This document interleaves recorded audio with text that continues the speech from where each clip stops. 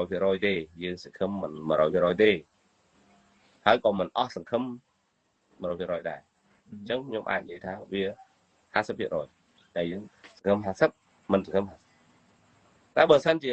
យើងធ្វើដោយយកចិត្តទុកដាក់ដូចខ្ញុំនិយាយជូនថាដូចលោកប្រធានលើកឡើងថាបើសិនជាមានអ្នកជម្រាបជូនអំពីដំណើរការនៃការផលិតបានច្បាស់លាស់បានត្រឹមត្រូវអញ្ចឹងវាលែង50-50វាឡើង80-20អញ្ចឹង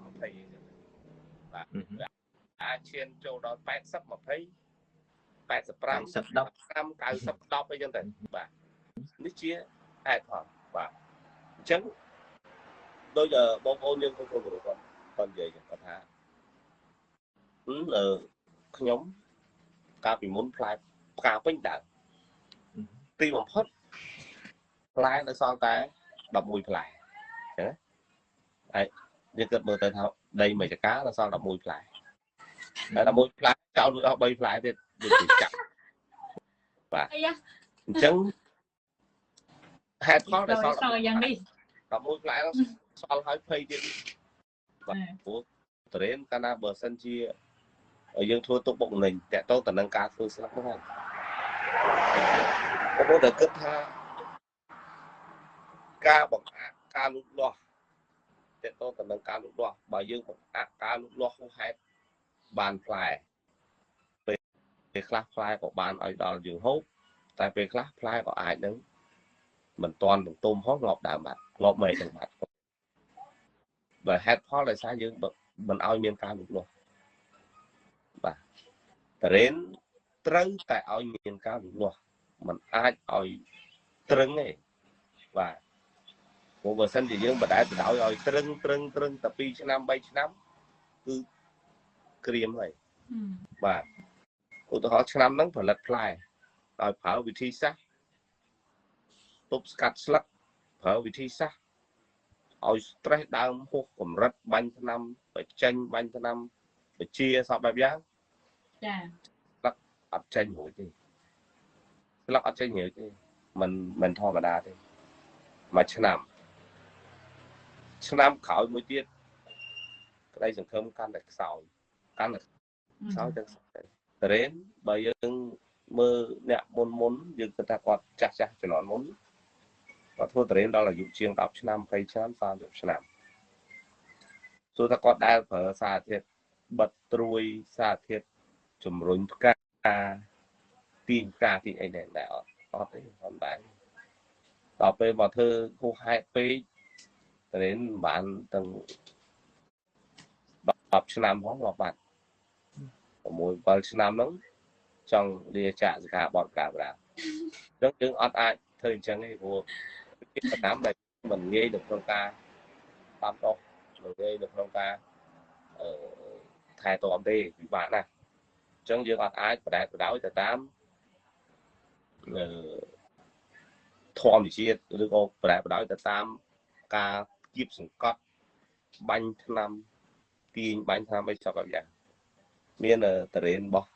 គេមួយនៅខាងស្រុកក្នុងស្រុកខ្ញុំដែរអត់ម៉ៅចកាហ្នឹងឲ្យគេ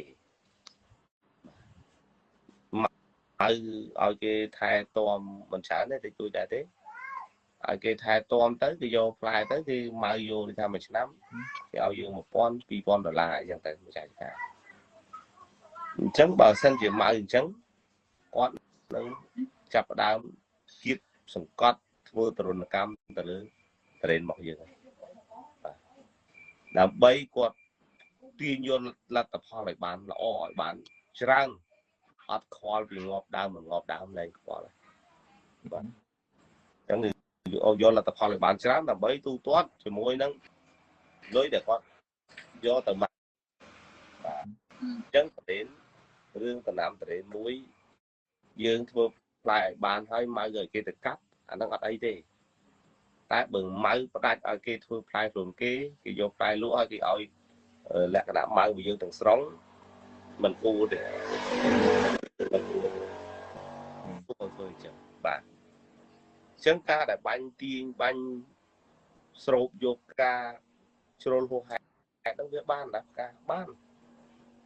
បាទប៉ុន្តែ បន្ទាប់ពីបាននោះទៅវាធ្វើឲ្យដើមនោះទ្រុឌទ្រោមដើមនោះអន់ដើមនោះងាប់ដាច់ទៅពេលវេលាណាមួយបើវាកើតជំងឺឬក៏វាខ្សោះហើយវាអស់ហើយអញ្ចឹងវាខ្សោយទៅងាប់ចុងមុនជ្រុលលឹកហមលឹកអីចឹងទៅបាទអញ្ចឹងយើងត្រូវតែប្រុងប្រយ័ត្នតាក់ទងទៅនឹងការថែទាំយើងជាម្ចាស់ផងស្រឡាញ់តរៀនផ្អែដើមតរៀនស្ទើរតែរាល់ថ្ងៃផងនៅតែមានងាប់មួយចុះទម្រាំគេមិនមែនជាម្ចាស់គេចូលមកជាការរបស់យើងបើគេស្រឡាញ់យើងគេគិតអំពីយើងអាហ្នឹងវាមិនអីទេតែចុះបើសិនជាគាត់គិតពីលុយគាត់គិតអំពីយកលុយខ្លាំងគិតអំពីផលប្រយោជន៍ខ្លាំងអញ្ចឹងយើងត្រូវបានបញ្ចប់ដល់វគ្គគេបកគោលតរេនឲ្យវិញបងអើយឥឡូវខ្ញុំប្រមូលផលរួចហើយខ្ញុំបកគោលដើមមកវិញគោលមកងាប់អស់បដាបាទអញ្ចឹងក្តីសង្ឃឹមរបស់យើងបន្ទាប់ពីនោះគឺ5ឆ្នាំទេបាទសុំកាត់បន្តិចអត់បាច់និយាយពីណាឆ្ងាយទេមានអ្នកខ្លះនៅក្នុងក្រុមយើងហ្នឹងអត់បញ្ចេញឈ្មោះទេគាត់ថាសុំទៅឲ្យតារ៉េនដូចថាត្រូវការលុយរៀងច្រើនបន្តិចអញ្ចឹងច្រើនសុំយកផ្លែច្រើនបន្តិចហើយអញ្ចឹងអាហ្នឹងគឺថាម្ចាស់ហ្នឹងម្ចាស់ណាចង់រំម្ចាស់មិនមែនម្ចាស់ហ្នឹងហ្នឹងក៏មិនម្ចាស់ទេអាហ្នឹងអ្វីទៅឃើញផ្លែមកឡងសឡូនអញ្ចឹងហីសូម្បីម្ចាស់នៅសំតោតរេនឲ្យលើកដៃកាត់ចោលទៅកើតបាទអញ្ចឹងទេតទៀតចាអញ្ចឹងបាទតើតទៅនឹងការផលិតផ្លែហ្នឹងគឺយើងត្រូវដឹងអំពីដំណើរការនៃការផលិតនឹងថាការដែលបើឲ្យគេផលិតបែបម៉េចយើងគាត់ទៅបិទផ្នែកក៏យើងសម័យឃើញហើយអញ្ចឹងយើងធ្វើខ្លួនឯងយើងផលិតបែបម៉េចបាទត្បិតតែយើងផលិតខ្លួនឯងយើងចង់បានផ្លែច្រើនតែច្រើនបានមកយើងបាទបានមកយើងជាម្ចាស់ដើមយើងជាអ្នកដាំខែស្រោចទឹកដល់ពេលបើសិនជាច្រើនទៅលើគេបេះផ្លែរួចគេដើរចេញហើយគេបាយហើយបាទបាយហើយយកអាចំណូលដែលយើងបាននឹងមកខែទៅលើត្រេនរបស់យើងវិញហ្នឹងចូលដើមអត់វាអត់ល្អផងវាមិនងាយផងបាទអូខេ